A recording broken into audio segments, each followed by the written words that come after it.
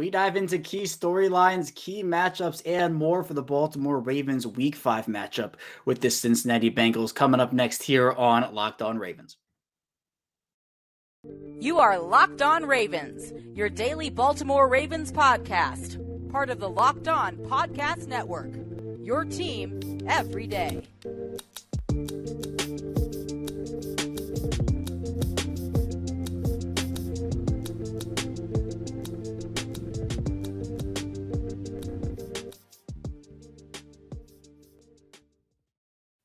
Welcome into another edition of the Locked On Ravens podcast. I'm your host, Kevin Ostrecker of Ravens Wire. Of course, we're your daily Baltimore Ravens podcast. We're here for you on the Locked On Podcast Network, your team every day. And thank you so much for tuning in today and making us your first listen. We're free and available on all platforms, including on YouTube. We're back. It is a Thursday, which means it is crossover Thursday. And this is a big one. The Baltimore Ravens will be taking on the Cincinnati Bengals in Week 5, their first divisional matchup. Baltimore definitely seems like revenge is on the mind after what happened last year in 2021, and it would be a big win, especially after coming off of a tough loss to the Buffalo Bills in Week 4. So we'll dive into our content, talk with both Jake Liskow and James Rapien of Locked On Bengals about key storylines, key matchups, predictions, and so much more. You don't want to miss this. Also, a bit of some late breaking news on Wednesday night. The Ravens are reportedly signing Andy Isabella, former Cardinals wide receiver, to the practice squad. Seems like a practice squad signing for now. Isabella was a second rounder in that 2019 draft class out of UMass. Has some speed to him, a little on the shorter side, but definitely a talented player. Baltimore seems to take a chance on him. We'll see how it works out overall. But we'll talk about that more as the week goes on, as we round out the week. But now let's dive in to our content here. Crossover Thursday with Locked On Bengals now. It's crossover Thursday here on the Locked On Podcast Network. We're crossing over with the Baltimore Ravens, the Cincinnati Bengals. Kevin Ostreicher from Locked On Ravens joining Jake Liskow, myself of Locked On Bengals, along with James Rapien of Locked On Bengals. And we're part of, as I mentioned, the Locked On Podcast Network, free and available everywhere you get your podcasts and on YouTube. And Crossover Thursday is presented by our friends at Prize Picks. And it's so much fun, so easy to play, no competing with other players. It's just you against the projections. It's so easy to just pick 2 to 5 players and whether they're going to score more or less than their Prize Picks projection to win up to 10 times your money on your entry. It can take less than 60 seconds to enter. We love it. We know you will too. And first-time users are going to get a 100% instant deposit match up to $100 with promo code LOCKEDON. That's prizepicks.com, promo code Locked On. And guys, let's get into the biggest story of this game. I think we all agree these are the best two teams in the AFC North. The Pittsburgh Steelers trying to figure things out with a new quarterback going forward, and the Cleveland Browns, I think, a bit of a mess in the Deshaun Watson era, or the not yet Deshaun Watson era, I guess. But clearly, I think the Baltimore Ravens and the Cincinnati Bengals off to a good start, despite some rockiness, I guess, for the Ravens. They've shown that they're a good team that can hang with the class of the AFC. Isn't that right, Kevin?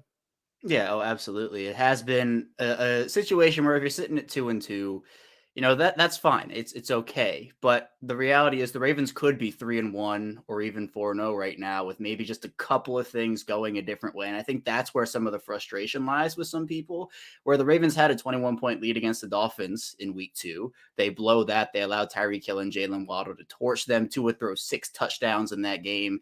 And then in Week 4 against Buffalo, they get out to a 20-3 start in the first half, but then the armor starts to peel throughout the rest of the game. So I think some of the frustrations have been with the finishing aspect of this defense, which I think has gotten a little better. They have a new defensive coordinator over there in Mike McDonald, and they're trying to get everything in place, especially with some of the injuries they've had at outside linebackers, some cornerback woes a little bit here and there, but they are starting to get guys back. They're a very talented roster. Cincinnati has a very talented roster. I know last time these two teams matched up, Ravens are going through some injury stuff. The Bengals, the top of the AFC North, they won that division last year. I think the Ravens definitely have revenge on their minds because I know a lot of people have that number, 525, in their heads from that last game where, Ja'Marr Chase goes for over 200 in the first game. T. Higgins goes off in the second game. This is a talented Cincinnati team, and I agree. I think these are the two best teams in the AFC North. I had that is the factor for me before the season. I still have it now. I think these are going to be the two that really go at it for that division crown. And I think for a Ravens team that went 1-5 in the division last year, they have to be better there. And I think it starts here on Sunday night. Yeah, which one of these teams is going to establish itself as that legitimate AFC contender, right? Because both teams had those aspirations coming in. The Bengals, obvious reasons, the Ravens, injury riddled 2021, but Lamar's back. I loved his Bet Online MVP odds coming into the year, all of those things. And so now you look at it and you could say the same thing about the Bengals, Kevin. You could easily see 4-0 or 3-1. And instead they're 2-2. And so they've underachieved at this point, both teams, where you would expect them to be 3-1 or 4-0, I think, at least those within the building. And so which one has the first haymaker and can go 3-2 and get that tiebreaker advantage? It's still really early, but that matters a ton. And I love the revenge aspect because Marcus Peters, and he didn't practice Wednesday, but he didn't play in this series last year. So it's going to be interesting what he adds to it. Obviously a little flair alongside Marlon Humphrey, but this is a secondary that's got names, right? You got Humphrey, you got Peters, you have Marcus Williams versus a Bengals trio that Humphrey called, the best trio of wide receivers in the NFL. And so you better believe John Harbaugh remembers the 525. And Cheeto Awuzie, the Bengals corner, was like, look, they might be out for revenge and want it, but we want to win really, really bad too. And so it's going to come down to Sunday night, not last year, not last week. So I think that it's going to be a fun matchup in the winter. I'm not going to say you're in the driver's seat after week 5 by any stretch, but this is a big game that could come back that we could be talking about the next time these two teams face off as a deciding factor in this division. Division matchups matter. Did you know that 20% of Joe Burrow's passing yards in the regular season in 2021 came against the Baltimore Ravens? 941 of his 4,611 regular season passing yards against the Baltimore Ravens. You can see why they would have revenge on the mind. Yeah. It's big for them. And I know that, look, these are two different teams than they were last season. Now, a lot of pieces are turning on both sides, but the Bengals went out there. They made additions to their offensive line. They added also on their defense a little bit throughout the draft with Dax Hill, Cam Taylor-Britt, etc. And for the Ravens, they overhauled some of their roster, the defensive line. They go out and they draft Travis Jones. Michael Pierce not going to play in this one. He's done for the season, but they went out there and did that. Safety-wise, they signed Marcus Williams to a 5-year, $70 million deal. When you're talking about that Bengals trio, I know we'll get into this a little bit more in the matchups part of the show, but it's huge to have somebody who can roam around that back half of the field. They really haven't had that since Earl Thomas in 2019. I know everything that happened off the field with him happened off the field and stuff, but on the field, he was really, really good for them. Quarterbacks would not target Earl Thomas, and that's what they needed in that secondary. They also add Kyle Hamilton.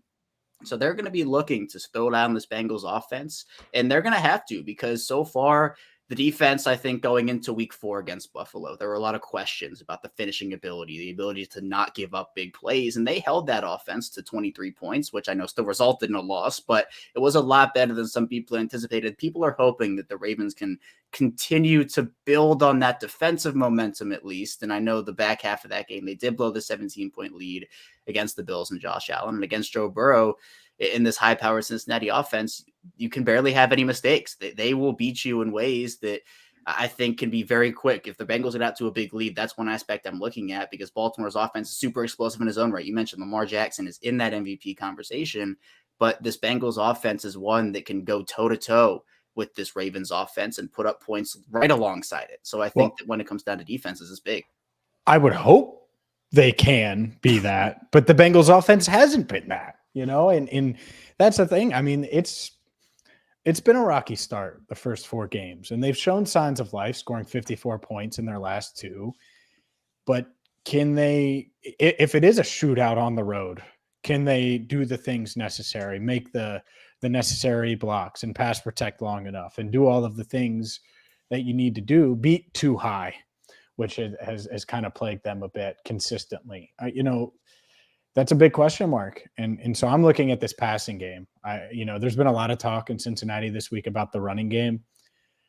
This is a passing game week. And, will they be able to to get the ball to their playmakers like they did last year against the Ravens and get the ball downfield or make big plays with their legs. You know, the Jamar Chase blunder move on Marlon Humphrey. I don't know how many of those are going to come at M&T Bank Stadium this week. So they're going to have to generate offense because, and we'll talk about it in the matchups, but you look at this Bengals defense versus the Ravens offense, something's going to give there. And so this might be the first time the Bengals offense has to go out and win a game for this team this season. A lot of really interesting matchups in this game in general. You've started to allude to them, both of you, as you've been talking about some of the biggest stories in this game. So let's not waste any more time. Let's dive into some of those big matchups. But first, I do want to tell you a bit about the Elias Game Plan app. And do you ever wish that before every NFL game you could get up-to-date and accurate information before placing bets or locking in your fantasy lineup? Well, now you can do that with the Elias Game Plan app, the ultimate sports betting and fantasy companion for the NFL, NBA, and MLB. Whether you're part of a fantasy tournament, placing bets, or just a huge sports fan and stats nerd, Elias Game Plan has everything you need. Elias Game Plan is a sports app from the most trusted name in sports stats, the Elias Sports Bureau, the official statisticians of U.S. Pro Sports League since 1913. You see and hear the trusted faces all the time from ESPN, maybe your local radio broadcast and television broadcast, but now you can have all the stats, facts, and team and player updates in the palm of your hand, and they're all backed by their renowned research team. And using the Elias Game Plan app is a really great thing. There are so many things you can do. They have head-to-head comparisons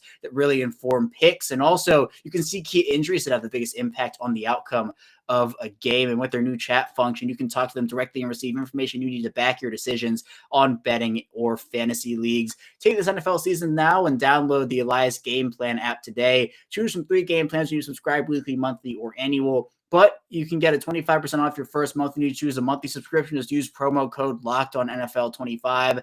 Find Elias Game Plan sports betting in the App Store or Play Store today and use promo code LOCKEDONNFL25.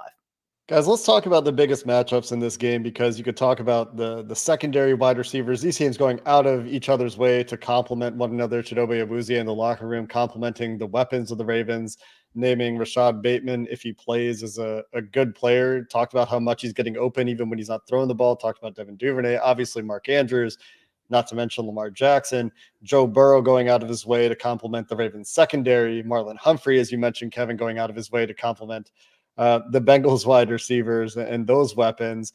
To me, though, and I think there are a lot of really good player matchups in this game that we should talk about. One of the biggest differences for the Bengals when they have the ball and the Ravens when they're on defense in this game is Mike McDonald. No longer the hyper-aggressive and, in my opinion, far too stubborn Martindale approach that we saw last year from this Ravens defense, asking a lot of its secondary players, even when they were banged up in that second matchup. And we saw how that went. 20% of Joe Burrow's passing yards come against this defense. Last week against the Bills, you see a very different approach from the Ravens, very content to sit back in 2 high shells, make the Bills run the ball, make the Bills force you to get out of it. And that's why I think people are talking about the running game a little bit in Cincinnati, because so far teams have no reason to come out of that 2 high shell. And the Bengals have had issues against it. The last 2 weeks, as James mentioned, when the offense got back on track a little bit in Cincinnati, 54 points, that's against teams that are giving them one-on-one opportunities down the sidelines. So before we get into some of the player matchups, Kevin, I'm hoping you can tell me what you're expecting to see from this Ravens defense in terms of their coverage approach. Are they going to do what the first 2 teams the Bengals saw this year did and just sit too high the whole game until they're forced out of it? Or do you think it'll be a little more complicated than that? I think generally that could be what we see, but I do think that Mike McDonald will try to flip some things and switch some things up and maybe show some blitz packages here and there. Now, I think that the good thing for them to do would be to just sit in that and see what happens, because if there's something that doesn't happen there and the Bengals start to run the ball effectively and the Ravens have to switch some stuff up, I think that's when you might get into trouble. And I think it's going to be key for the Ravens to be able to stop the ground game for Cincinnati, make that offense a bit more one-dimensional.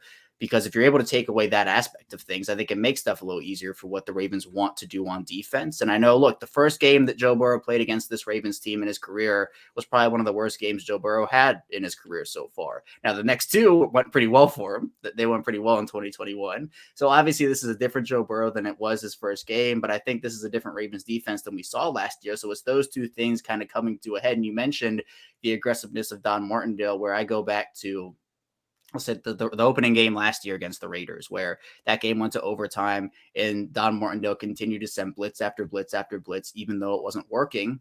And the Ravens lose that game on an all-out blitz where Zay Jones gets behind Marlon Humphrey. So it's those types of things that you don't want to see, especially if it's not working. I think Mike Macdonald, the adjustments are going to be huge, but I think if you can stop the run game, that's where I'm looking to be a key point in this matchup for the Ravens and Bengals.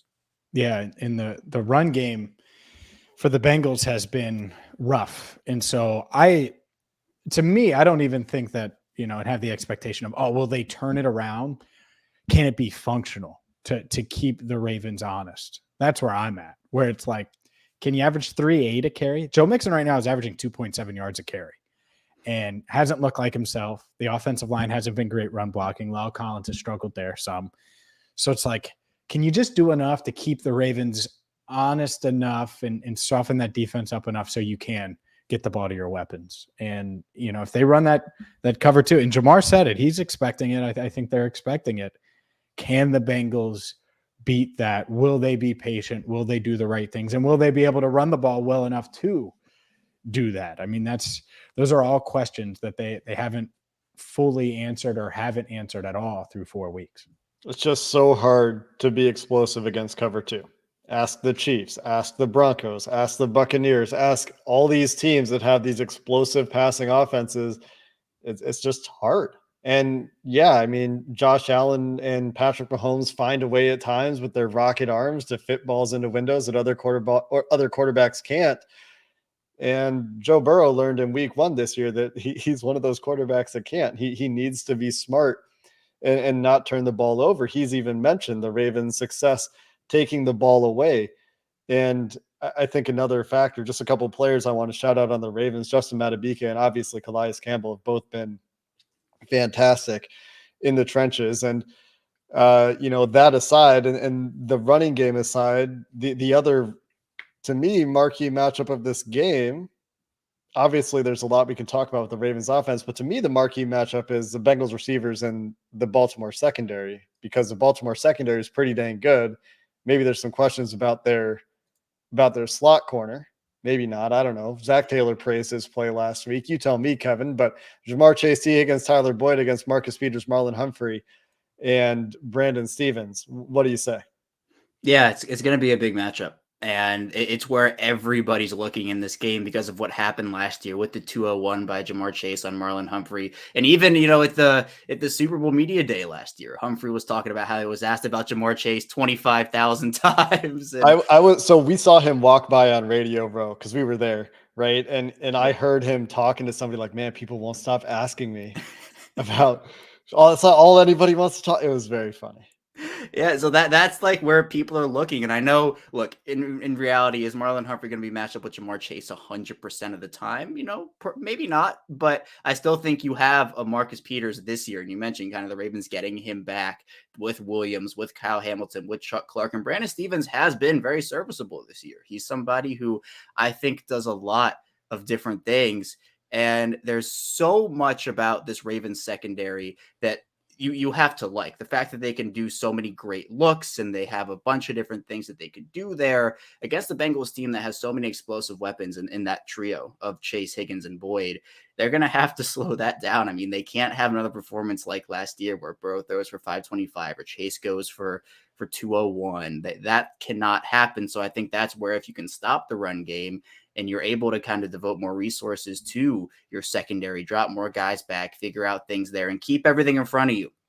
The big explosive plays against the Dolphins in week 2, that's what I'm talking about, where Tyreek Hill can beat you deep. Jalen Waddle can beat you deep. And the Ravens, it wasn't like the Dolphins were putting together these 10-minute drives. It was 4 plays, 60-yard touchdown. It was 3 plays, 40-yard touch. So it's these things that I think it can really help the Ravens against the Bengals, where they have to be able to keep everything in front. And if you can give up some short stuff and then make the Bengals either punt or kick a field goal in every possession, obviously that's a very tough task to ask against that Bengals offense. But if you can force them to kick every possession with how explosive the Ravens offense can be, I mean, I think that's an automatic win. So while maybe won't happen that way, if you can get Evan McPherson on the field instead of putting the ball in the end zone, if you're Cincinnati, I think that's a way for the Ravens to win this game.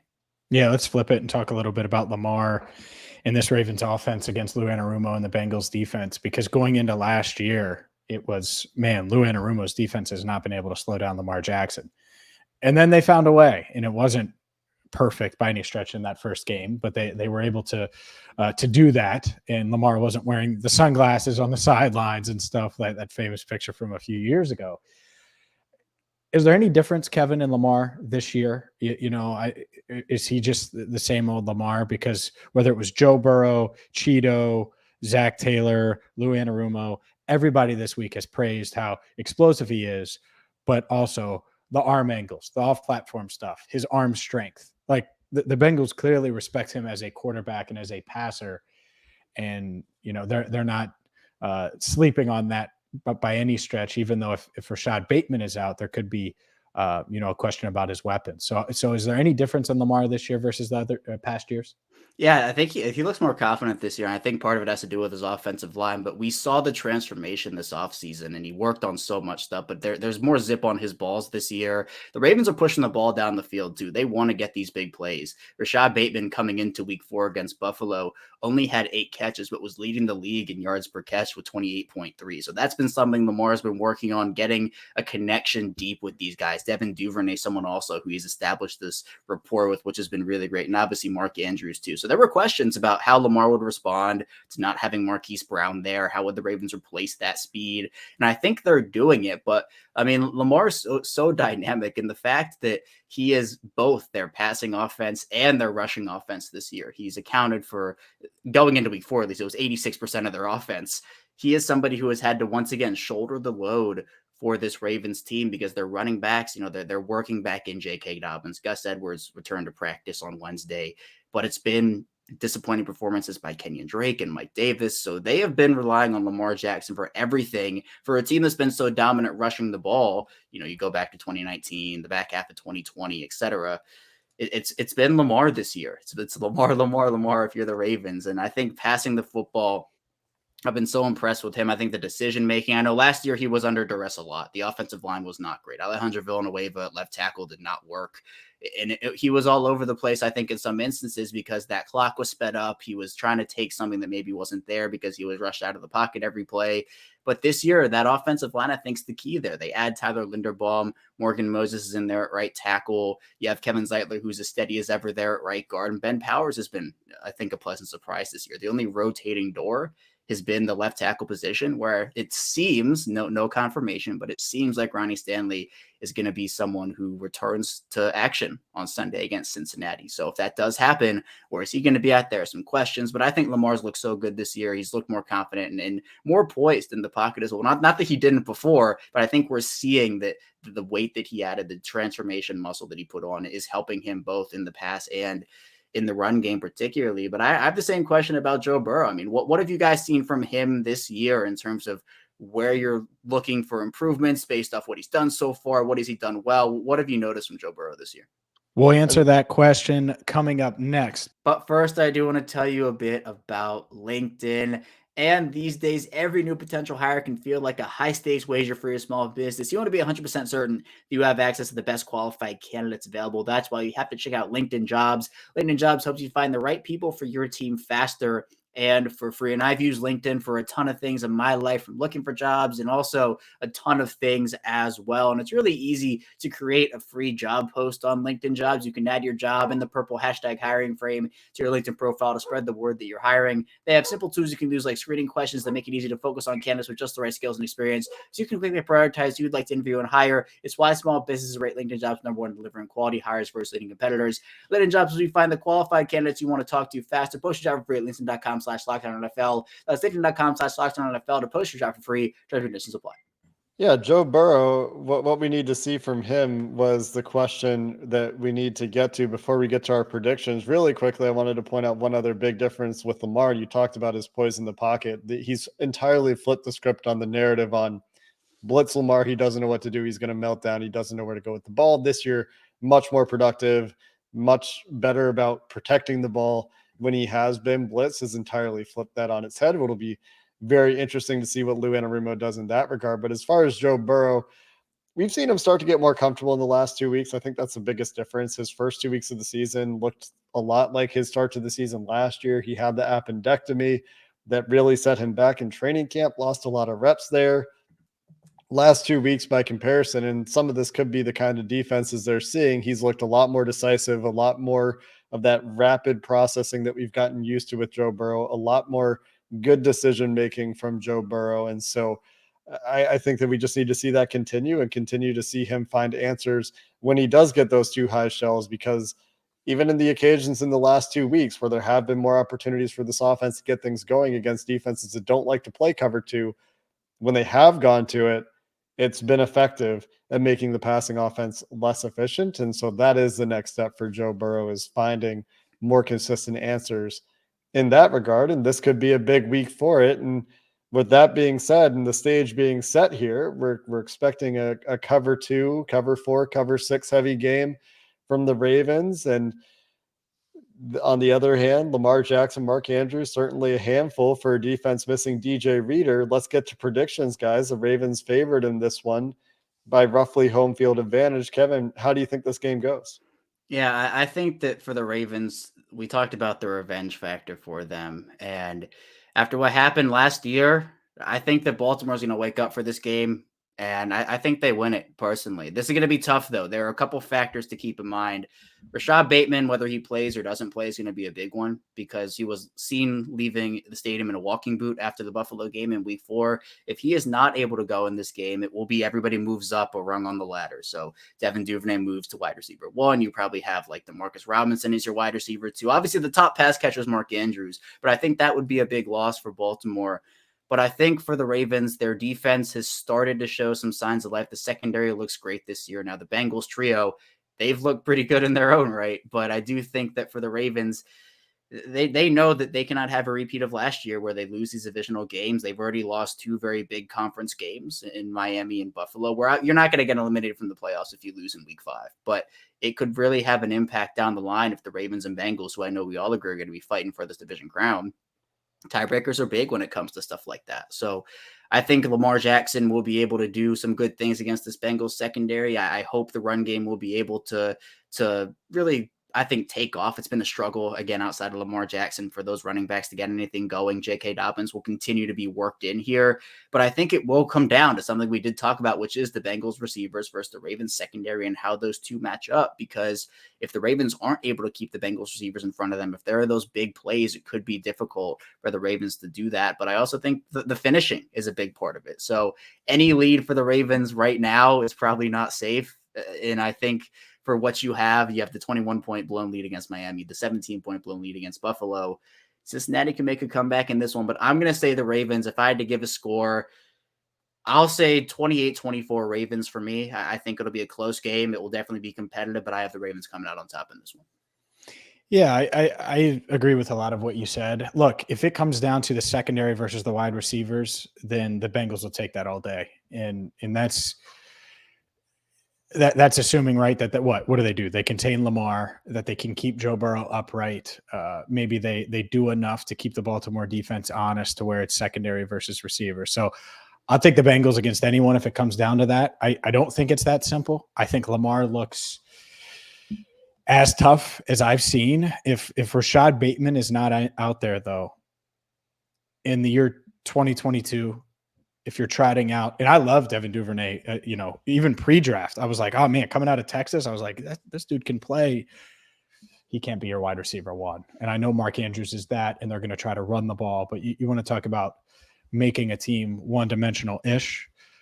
This Bengals defense, all the same faces are back from last season, essentially, outside of Larry Ogunjobi. I know Reader's on injured reserve, but they're going to be familiar with how they contain Lamar. And I don't even know if they actually contain Lamar. I think Lamar is going to put up multiple touchdowns. The Bengals have only given up 4 touchdowns this year. They'll probably, multiply that by, times 0.5, right? They'll add 2 to that at least. But I think the Bengals get it done because we haven't seen the best of Joe Burrow yet. And at some point we're going to, and maybe it's this week, maybe he'll wear a sunflower suit this week instead of a rose suit. I don't know. I don't know what he's going to wear to the game. I think he's going to get up for this game. I think Chase makes a couple big plays. They're not going to just single up Higgins like the Dolphins did last week. And so I think that the Bengals offense gets going. They finally get past the 30-point mark for the first time this season, and they take down the Ravens for a third straight time, which is really, really hard to do. But they do it in prime time, 31-27. I'm going to alienate all of our listeners right now, James, when I say that I don't have that level of confidence in the offense against the defense that I expect to sit in two high shells for most of the game and make the Bengals prove they can beat it. And I'm not convinced that they can beat it consistently yet. I do think that it's going to be a close game. I do think these teams are evenly matched. I don't have this one, unlike the previous few weeks, I don't have strong feelings either way here, but I am not feeling that level of 30-point confidence in the Bengals offense against what I'm expecting the Ravens to do schematically. But if it does happen, then that would give me a lot of confidence in this offense going forward, because that means to me they've solved a puzzle for them that has been slowing them down for over a calendar year. And that should be the bar, right? Like, how many times have you seen it now? Okay, well, now we talked about it at the top. What's on the line? How it could have future repercussions in the division, in the conference, all of those things. Okay, fine. We'll go out in prime time and show that you can beat it and be patient and protect and do all of those things. So it is a high bar. I think some under the radar matchups that could be keys to this game that we haven't really talked about. We talked about the transformation of that Ravens defense schematically, a lot more diversity, I think, back there in terms of what Mike Macdonald's willing to do. But Jason Pierre-Paul and Jason Owa, will they be able to get pressure in this game off the tackles? That's been the biggest problem for the Bengals this year in protection, although I know Calais Campbell does present problems on the interior. And on the other side, do the Bengals have a good plan for dealing with Mark Andrews? They had a pretty solid year against Andrews last year in terms of what Lou Anarumo brought to the table there. But the other thing that we haven't talked about at all is, I guess you mentioned this, James, is do the Bengals do any sort of job of containing Lamar Jackson in this game? Because like I mentioned in one of our shows on Locked On Bengals, the defensive line at times lost contain on Teddy Bridgewater. It's a lot easier to keep Teddy Bridgewater in contain than it is to keep Lamar Jackson in contain. The rush and retrace kind of stuff from the defensive line and just the general discipline of that unit, it's going to be a challenge. And, the one thing that could be in their favor, especially if Bateman is out, is it gives them the opportunity to play a lot of zone themselves on defense to keep their eyes in the backfield. And that is a benefit compared to playing man against Lamar, which is just asking for a 30-yard run from the quarterback. Any closing thoughts, Kevin? Yeah, I mean, it's a good point, because while this has been a passing offense for the Ravens this year, 100%, Lamar will still take those things. And the Ravens still, they use their pre-stat motions to move the defense around a little bit, see what's going on. And we've seen a bunch where there'll be fakes to Devin Duvernay or J.K. Dobbins or et cetera. And Lamar will just take the ball right up the middle. And then the Ravens will use that later in the game to do something different, because the Bengals have seen that look, or whoever has seen that look.